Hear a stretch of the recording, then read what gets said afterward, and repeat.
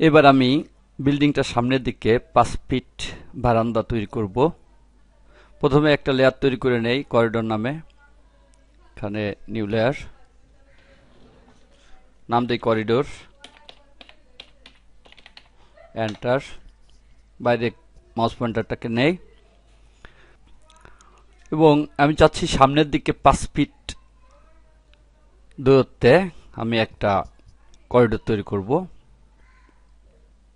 সেজন্য প্রথমে এটা ক্লিক করি এবং এই লাইনটাকে 5 ফিট লেনদেন করে নেই। লেনদেন করার জন্য মডিফাইতে ক্লিক করি এবং এখান দেখতে পাচ্ছি লেনদেন টুলটা রয়েছে, এর উপরে ক্লিক করি। সিলেক্ট অবজেক্ট, কোন অবজেক্টটাকে লেন্থ করব সিলেক্ট করলাম। এখান দেখতে পাচ্ছি ডেল্টা পার্সেন্টেজ, আমি ডেল্টা যেহেতু মান দিয়ে আমি লেনদেন করতে যাচ্ছি তাই এখানে ডেল্টা চয়েস করতে হবে, ডিই, এন্টার।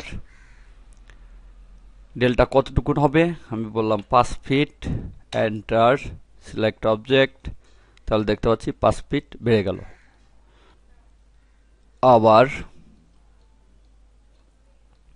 এখানেও আমি এই লাইনটাকে 5 ফিট বৃদ্ধি করব, তাই এর উপরে ক্লিক করি, 5 ফিট বেড়ে গেল।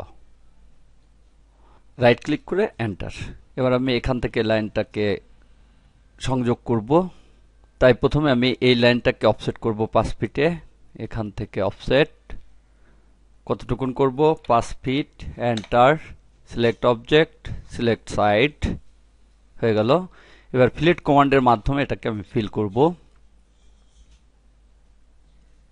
এখান থেকে ফিলেট কমান্ডটা চয়েস করি, সিলেক্ট অবজেক্ট, এটাকে চয়েস করলাম। কোন অবজেক্টটা ফিলেট হবে এটা।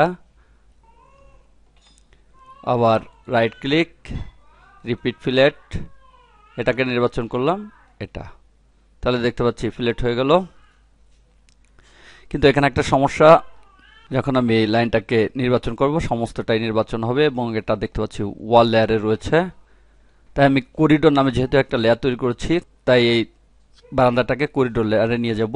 এই জন্য এখান থেকে আমি ব্রেক করে দেই লাইনটা। এই জন্য এখান থেকে ব্রেক কমান্ডটা চয়েস করতে হবে।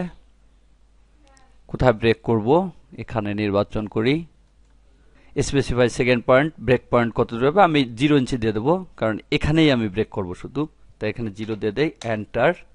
তাহলে এবার ক্লিক করলে দেখতে পাচ্ছি এটা আলাদা লাইন হয়ে গিয়েছে। আবার এদিকে যাই, তাহলে এখান থেকে ব্রেক কমান্ডটা নেই,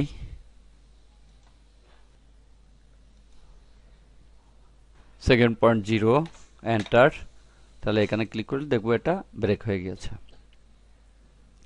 এবার বারান্দার জন্য যে 3টা লাইন আমি এঁকেছি এই লাইন 3টাকে সিলেক্ট করি এবং এটাকে এখান থেকে করিডোর লেয়ারে নিয়ে যাই।